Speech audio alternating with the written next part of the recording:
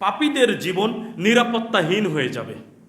যারা পাপী তাদের জীবন অনিরাপদ। এটা পাপের একটা কুপ্রভাব। মানুষের পাপ যেরকম তার নিরাপত্তাহীনতাও সেরকম। বিভিন্ন পাপের কারণে আল্লাহ সুবহানাহু ওয়া তাআলা তার এই বিধানগুলো আমাদের উপরে দিয়েছেন। যেমন দেখুন, সুনান ইবনু মাজাহ 3945 নম্বর হাদিসে বলা হয়েছে, রাসূলুল্লাহ সাল্লাল্লাহু আলাইহি ওয়াসাল্লাম বলছেন, মান সাল্লা সুবহা ফাহুয়া ফি যিম্মাতিল্লাহ। যে ব্যক্তি ফজরের সালাত আদায় করলো সে আল্লাহর জিম্মার মধ্যে থাকলো। দিন শুরু হয় কখন? ফজরের সালাত দিয়ে। তাহলে ফজরের সালাত যদি কেউ আদায় করে তাহলে সে আল্লাহর জিম্মার মধ্যে থেকে গেল, ও নিরাপদ। রাসূলুল্লাহ সাল্লাল্লাহু আলাইহি সাল্লাম পরে বলছেন, ফালা তুগফিরুল্লাহ ফি আহদিহি, অতএব তোমরা আল্লাহর জিম্মাদারিকে নষ্ট করো না। তার মানে ফজরের সালাত যে আদায় করে না সে আল্লাহর দায়িত্ব থেকে বের হয়ে যায়। আল্লাহ এই দায়িত্ব থাকে না যে তাকে রক্ষা করবেন, তাকে অনিরাপদে রাখবেন।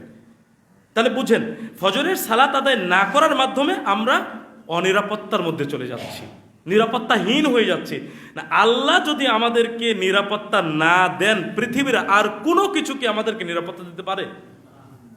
বড় ক্ষতির মধ্যে পড়ে গেলাম। দেখুন, আমরা এই বিষয়ে আরেকটি আয়াত শুনি। সূরা আল হাশর 19 নম্বর আয়াতে আল্লাহ সুবহানাহু ওয়া তাআলা বলছেন, ওয়ালা তাকুনু কাল্লাযীনা নাসুল্লাহা ফাআনসাহুম আনফুসাহুম। আর তোমরা তাদের মতো হইও না যারা আল্লাহকে ভুলে গেছে। তোমরা তাদের মতো হইও না যারা আল্লাহকে ভুলে গেছে। ফলে আল্লাহ তাদেরকে আত্মভোলা করে দিয়েছেন, আত্মবিস্মৃত করে দিয়েছেন। উলাইকা হুমুল ফাসিকুন, তারাই পাপাচারী, তারাই পাপী, তারাই ফাসিক। তার মানে পাপী ব্যক্তিরা, এদের বৈশিষ্ট্য হচ্ছে আল্লাহকে ভুলে যাওয়া, পাপের মধ্যে চলে যাওয়া। আর আল্লাহকে স্মরণ না করা, আল্লাহকে ভুলে যাওয়া, এর কুফল হচ্ছে আল্লাহ সুবহানাহু ওয়া তাআলা তাকে আত্মভোলা করে দেন। আমরা আল্লাহকে স্মরণ করলেই তো আল্লাহ আমাদেরকে স্মরণ করবেন। আয়াত আছে কিনা, ফাযকুরুনি আযকুরকুম। আল্লাহ তাআলা বলছেন, যদি আমাকে স্মরণ করো আমি তোমাদেরকে স্মরণ করব।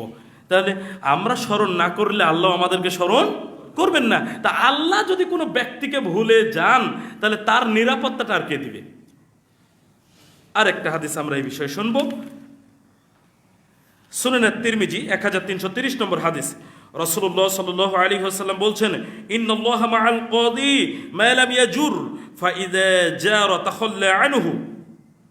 যে ব্যক্তি বিচারক, শাসক, জুলুম, কোন প্রকারের জুলুম অত্যাচার না করে সেই পর্যন্ত আল্লাহ সুবহানাহু ওয়া তাআলা তাকে সাহায্য সহযোগিতা করেন।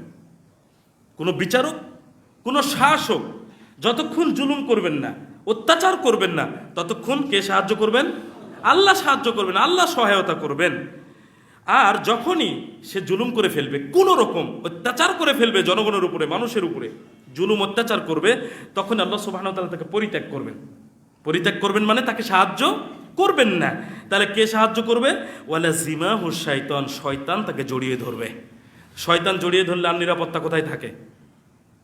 আল্লাহ সুবহানাহু ওয়া তাআলা যদি সাহায্য করা বন্ধ করে দেন, শয়তান যদি সাহায্যকারী হয়, শয়তান যদি কোনো মানুষকে, কোনো শাসক, কোনো বিচারককে জড়িয়ে ধরে, তার নিরাপত্তা আর কে দিতে পারে?